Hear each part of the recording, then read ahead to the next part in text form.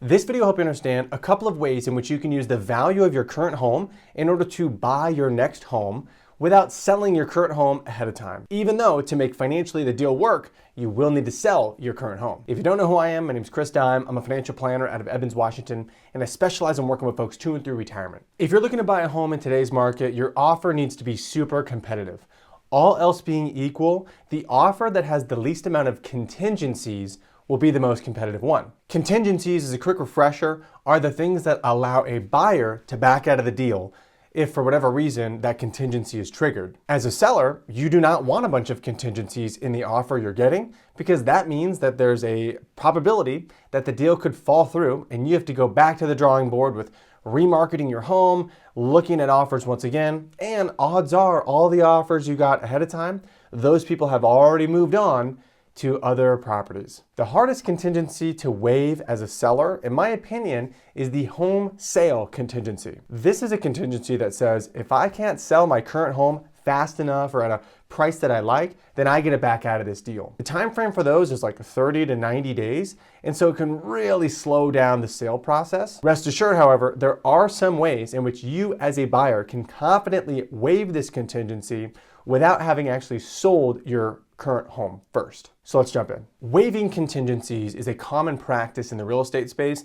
to make your offer more competitive, assuming you don't want to just offer way more money than everybody else is offering. The most common contingencies I've seen are things like financing contingency that says as the buyer, I get it back out of the deal if a bank won't approve me for enough money to buy this home. The appraisal contingency that says, hey, if I'm buying this home at a higher value than an appraiser says this house is worth, I get it back out of the deal. The home inspection contingency that says, if I get this home inspected and I find things I don't like, I get it back out of the deal. And then lastly, and the focus for today's video, the home sale contingency, which says if I can't sell my home fast enough or at a price that I like, I get it back out of this deal because I need to sell my current home to buy this next home. There's strategies to confidently waive these other contingencies, but the focus for today is the home sale contingency.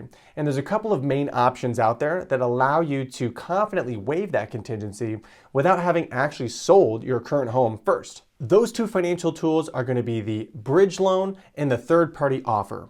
To keep it super simple, a bridge loan allows you to use the equity in your current home towards the down payment on your next home, and the third-party offer allows you to not include the existing mortgage payment as far as your debt-to-income ratio qualification. We'll dive more into these two financial tools once we get Pierce on the video, but I think it's helpful to also mention that you have another option too. If, let's say, you don't want to buy this next home contingent that you sell your current home, well, you could just sell your current home right now, and then you could go rent somewhere until you find that next piece of property to buy. In my opinion, that also comes with risks because if you can't find a home that you want to buy in a reasonable time frame, well, you've moved your whole family, you have been paying rent and not building equity for an extended period of time.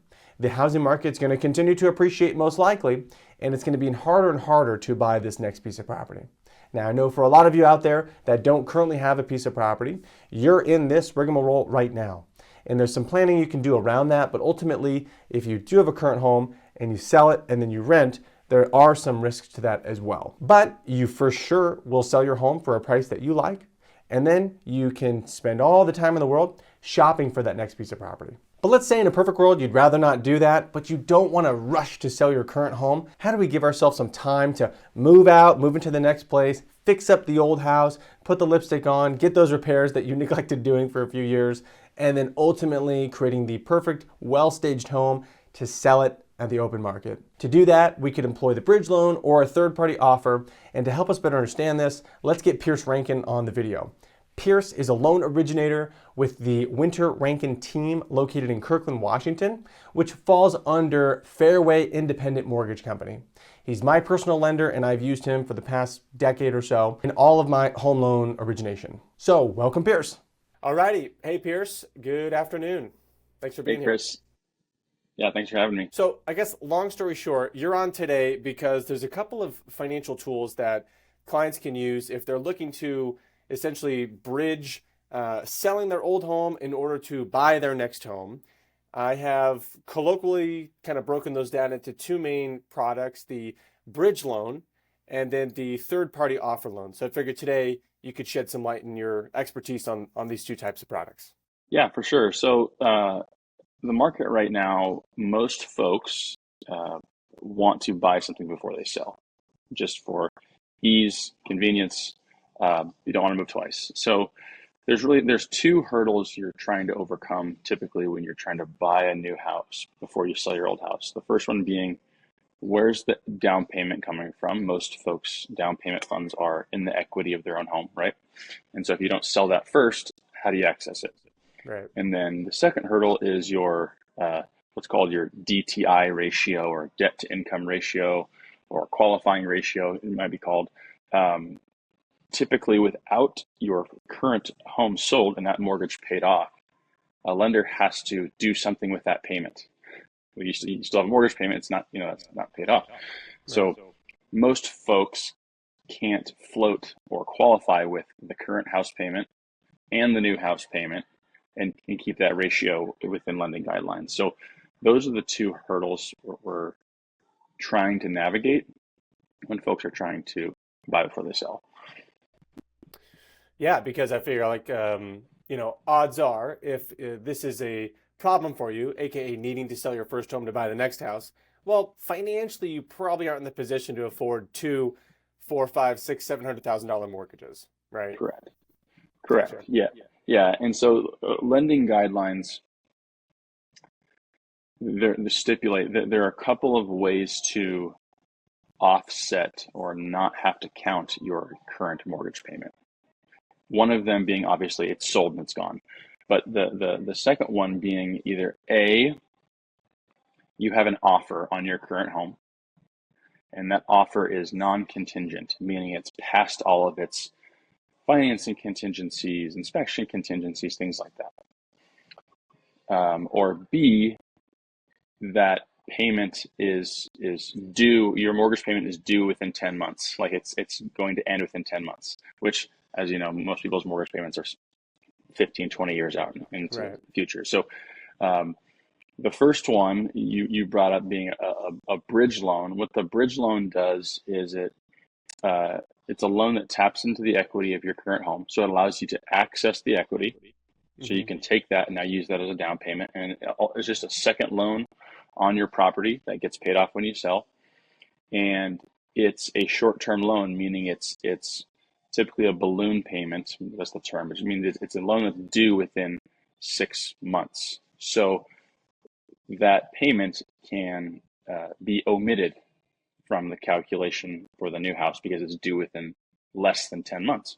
And Mm. so Okay. you can use the bridge loan in one of two ways. You can keep your first mortgage there and just get that bridge loan in addition to that, or you can use the bridge loan to just completely pay off your first mortgage and then have a little bit of extra to use the down payment funds.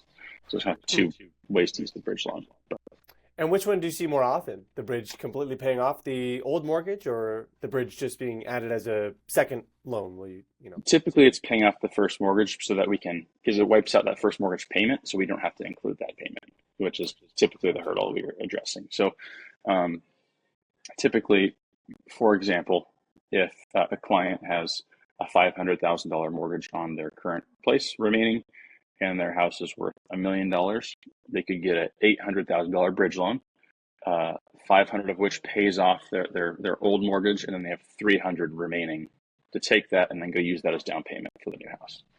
Yeah, that makes sense, and that's not too dissimilar from what Kayla and I did, about a month ago, in Yep, order to get into our next piece of property. yep, And essentially, the way, for lack of a better conclusion on the bridge loan, is it bought us 6 months to get the new place, fix up our old place, move all of our stuff out, make it beautiful, presentable, marketable, yep. and that basically bought us some time and flexibility, so we didn't have to do sort of the more nuclear option where you sell Yes, your first home and maybe rent somewhere and hope you find your dream home sometime soon. You don't get caught in that sort of like rental payment cycle. Is that right?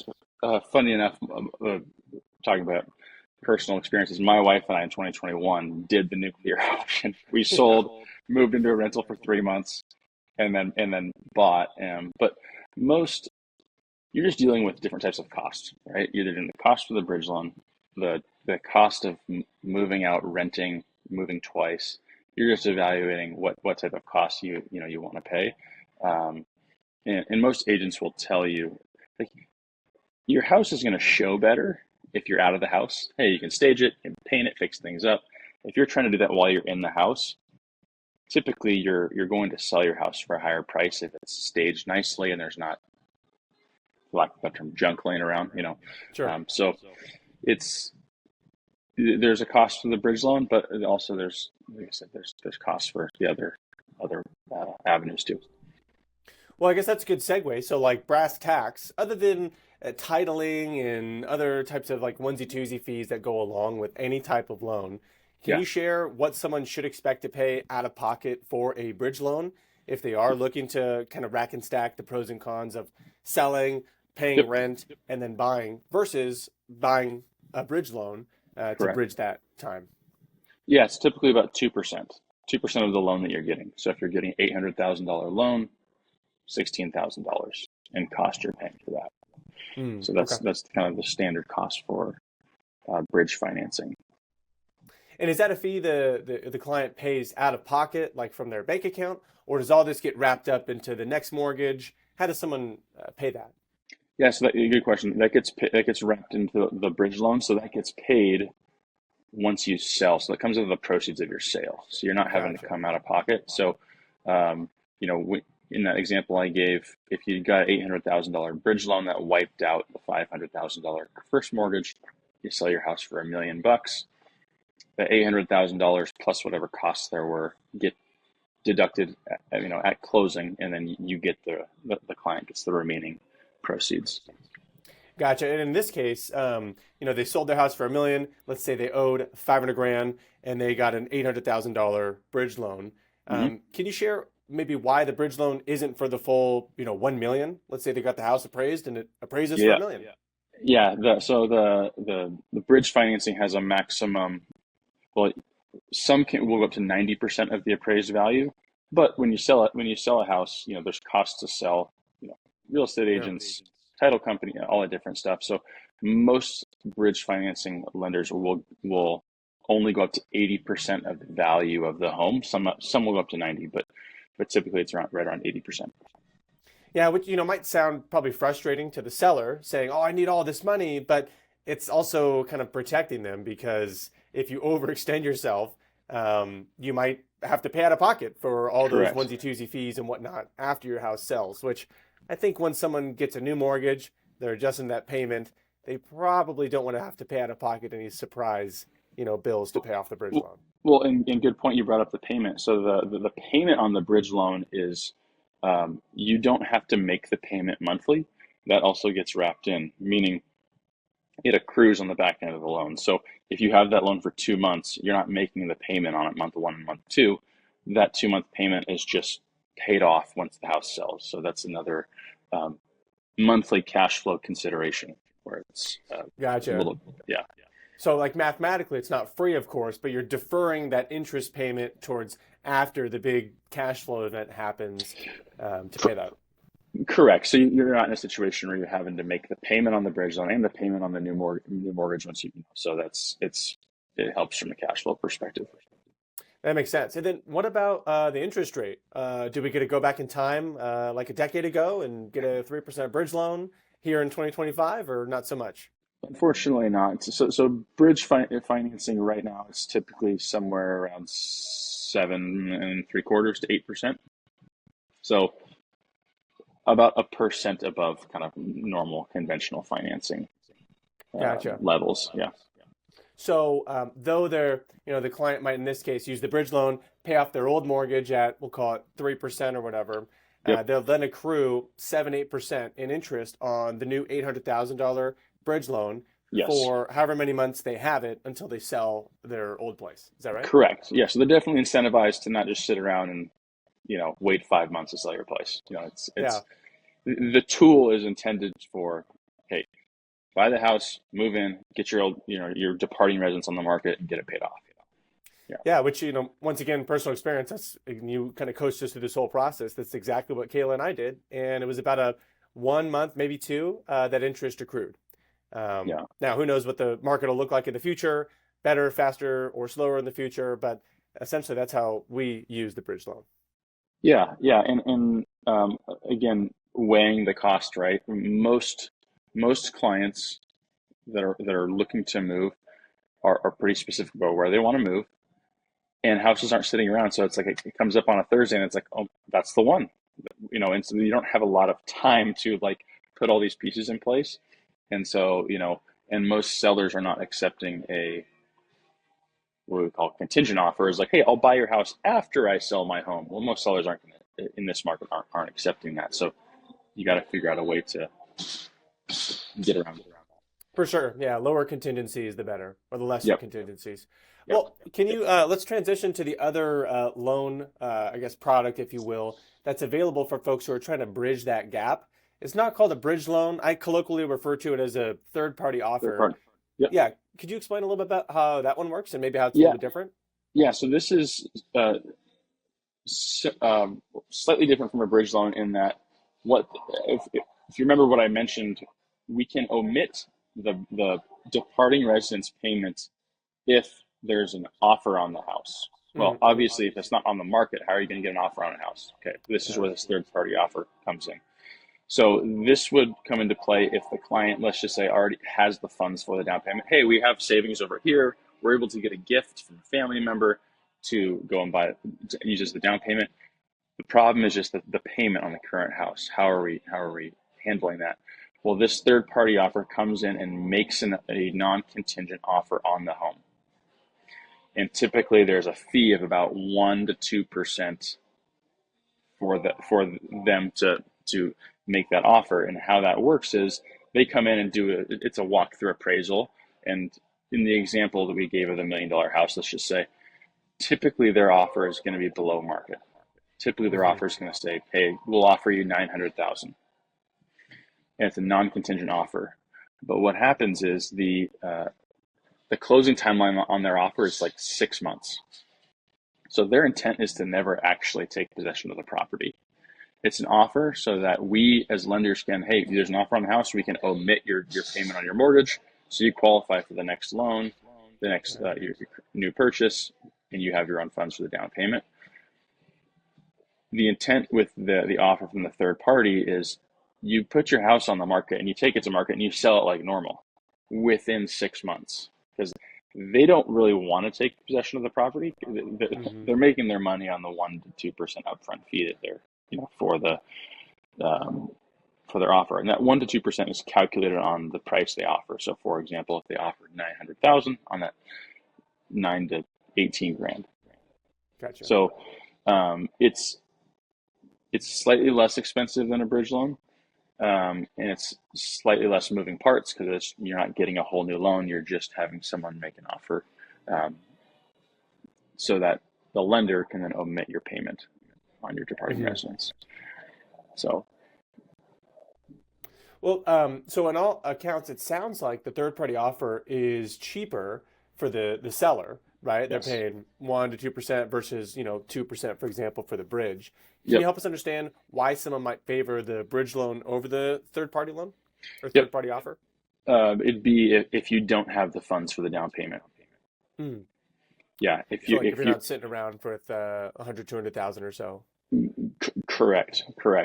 If you don't have if your equity in your current home is the source of your down payment funds, then that's really where it becomes you kind of have to go the bridge route. It also is, which depends on the loan financing you're getting, because a conventional loan allows you to omit that payment if you have that offer. Uh, Government loans do not. So FHA and VA do not allow that style of essentially not skirting the rules. They don't have that loophole. Um, Hmm. the house has to be sold and the mortgage has to be paid off to omit that. So we're talking like FHA loans, VA loans, USDA loans don't allow that third party offer to come in and us to omit that payment.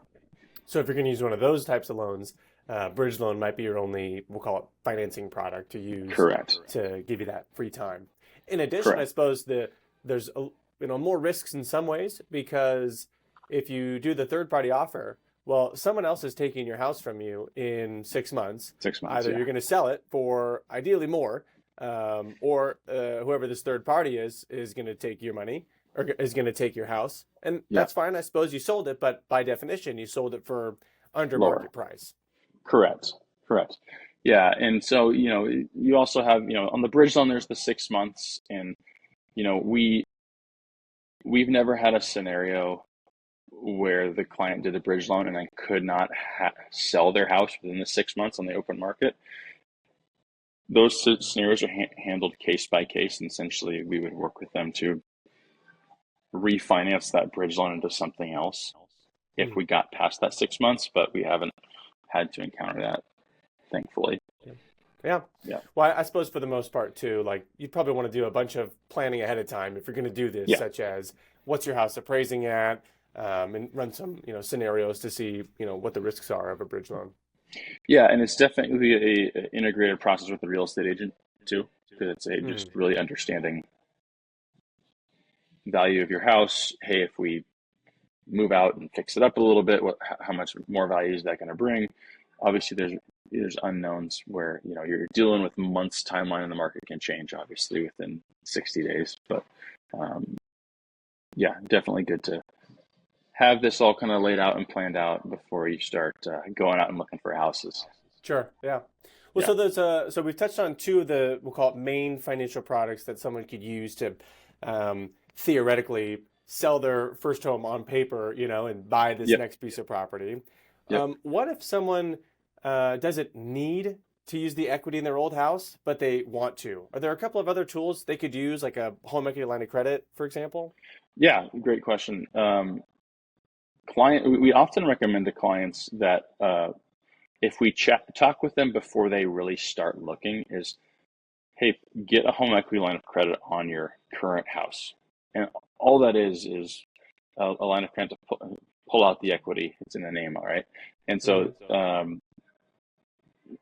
Hmm. that getting a home equity line of credit typically costs a couple $1,000. I mean, 2-3 grand. So the cost is significantly less to get that put in place if you have the foresight and the time to do it. You can't really do it if it's like, hey, I found a house, now I want to get a home equity line of credit, but our plan is to sell the house, because most HELOC lenders will not put a HELOC on a house if they know it's going to be sold 3 or 4 months later, right? So it's kind of one of those things where it's like, hey, if you think you're going to be shopping next spring, go get a home equity line of credit, and that way you have those funds to pull out at a moment's notice once you find the house. So that's um, a less expensive route than going the bridge loan. You still have to deal with the payment on that HELOC though, so it depends on your income, right, and that debt ratio that I mentioned as to how does that factor in the payment on that one. Gotcha. Okay. Well, I appreciate you sharing some wisdom here, Pierce. Is there anything else you'd want to add before we wrap up? Um, no, I think that pretty much covers it. Kind of in those scenarios, obviously, I brought up you can make contingent offers, but that we're just not seeing those get accepted. So Right. um, we are really seeing the rise of the bridge loan and the third party offer scenario gain popularity for folks specifically in the King County, Snohomish County, Pierce County area, with the market being the way that it is. Yeah, and especially as we talked about offline previously, as we've seen so much appreciation in home Yeah. values, a lot of times a good percentage, if not half of someone's net worth, is wrapped up into the equity in their home. Yep. And to assume that someone selling $1 million house that they owe 500 grand on is also going to have 500 grand lying around, I'm not seeing a tremendous amount of that. Usually, the vast majority of someone's net worth is in their home. Correct. This is a great way to monetize that asset if the plan is to sell it all along, but you don't want to run the risk of selling it now, renting somewhere, or just dealing with all that rigmarole, right? Yeah. Yeah. I mean, we saw this massive run up in home appreciation really in the last decade. The last 5 years is really somewhat unprecedented, where it's like, wow, we've seen, people that bought in 2016, 17, 18 saw their house price double in five, Mm. 6 years, which is historically very abnormal. And so I don't think we will see that in the next 5 years. But yeah, to your point, because of the cost of living around here, most folks aren't able to save a ton, but they've seen their house price just explode. So these tools are being used to access that equity early, move into the next house, whether that's a move up, move down, having kids. Kids are getting out of getting out of high school, whatever it is. Yep. Yeah, maybe downsizing, but using the equity in your home and Yeah, not physically selling it beforehand. yeah. Um, Just to touch on that, yeah. you can use the bridge loan to say, hey, we're downsizing and we don't want a mortgage afterwards, right? We have got this typically with more of the 50 58 50 and older crowd, where it's like, hey, we've had our house for 20 years, maybe it's paid off, and it's like, hey, our house is worth 1.5 million and we want something for 1 million, and so we're not going to, you can use the bridge loan and not have a loan afterwards either. Yeah. Yeah, absolutely. It sounds like mostly just protecting yourself from the risks that could happen if you sell your house and then don't find the right one another time, or submitting a contingent offer, which you're right. I think most sellers aren't particularly interested in doing that. And I've touched Correct. on why that is kind of earlier in this video. But I guess as we wrap up, ultimately, Kayla and I, we've had a great experience working with you, Pierce. If other folks, across the country want to work with you or see about inquiring as to how you can help them, can you share where your guys' territories are, and then ultimately how someone would reach out? Yeah. We are licensed on the West Coast. I mean, Washington, Oregon, California, Arizona, Idaho, Hawaii, Texas, and, and then Michigan and Florida, randomly. Uh, Yeah. but so Fairway is a national company. So we have a network of folks that are licensed in all 50 states. It's just me and my team specifically are licensed in those states that I mentioned. Um, Gotcha.